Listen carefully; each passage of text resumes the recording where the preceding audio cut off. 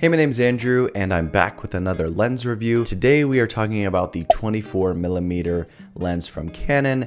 I've been using this for a couple months now and I've decided I need to get on YouTube and make a review about this lens because it's actually a great lens for any beginner out there. And I know your time's valuable, so we're gonna just jump right into it. First, a quick overview. This is a pancake lens, meaning it is a super thin lens. I should have measured this. I think it's coming in like an inch maybe. So right off the bat, this is a super small, portable, lightweight lens. If you're looking for that in a lens, this definitely checks that box. It's also a 24mm lens. It's kind of in between a wide angle and more zoomed in. So it kind of fits the happy medium between like the lens I'm using right now, the Sigma 16, and its big brother, the 50mm from Canon. It does good in video and photography, as you'll see in a minute. With all those things added together and the price coming in at $150, that checks every box for a beginner photographer or filmmaker. So we're gonna unwrap that through the review now. We're gonna jump into some sample photos because I don't want you to just take my word for it. Starting with some video footage I got with a 24mm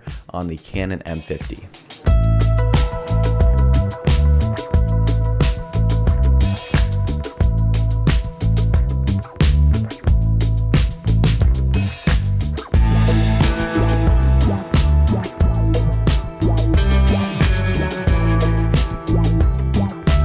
So that was some sample footage.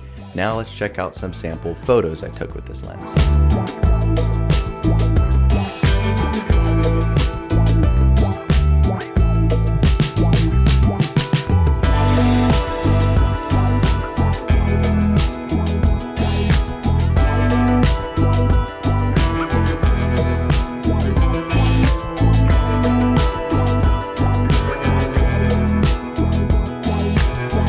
So as you could tell in both of those samples, video and photo, I think the footage turned out great. Coming in at $150 for this lens, I feel like the quality for price is right on point. But that's one of my pros, so let's just jump into the pros and cons here. Starting off, like I just said, $150 brand new. Or if you're trying to go the budget route, you can get a used one. I saw on eBay for around $80 to $100. Conserving space is always a plus in my books. So even with the Canon M50, where I need to use an adapter, it's only taking up this much space. To me, that's not very much space, and it's also very lightweight. So compact, lightweight. I found with the 50mm lens, it's a little bit punched in a lot of settings. I have to step back to make sure I'm getting it in the shot. And with the 16mm, it seems kind of too wide in some applications. And my last pro, which is kind of standard to most of the Canon lenses, but having the little autofocus and manual focus switch on the side is really handy if you're filming some B-roll and for some reason the autofocus is just not figuring out where you want to focus. You can switch it to manual and get your shot, and then you can just switch it right back to autofocus without messing around. That's all for the pros. Now shifting over to some cons. Starting off, the aperture is a 2.8 on this lens. I would love it if it was 1.8 like its big brother, the 50mm, but in most application, you're not really gonna miss it too much. It's just, I would love it all the more if it was a 1.8 aperture. Con number 2 is this is a macro lens, apparently. I don't even think I would classify it as a macro lens. In my real world experience, I just have found that the macro ability didn't blow my mind. It doesn't really feel like a feature. So if that's what you're looking for in a lens, I don't know if I'd pick up the 24. For everything else, I think it's great.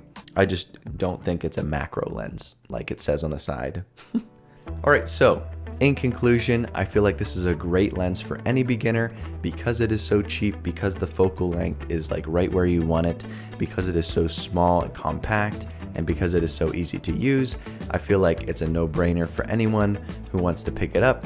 I'll leave a link for it in the description if you are sold on it. If not, keep doing your research, but at least rest assured it is a great option for you. And this whole time I've been referencing the Nifty 50, the 50mm from Canon. This is a really popular lens and it might also be something that you're looking for. So I made a review of that. If you want to check that out, just click right here. Thanks for watching, guys. We'll see you guys next time.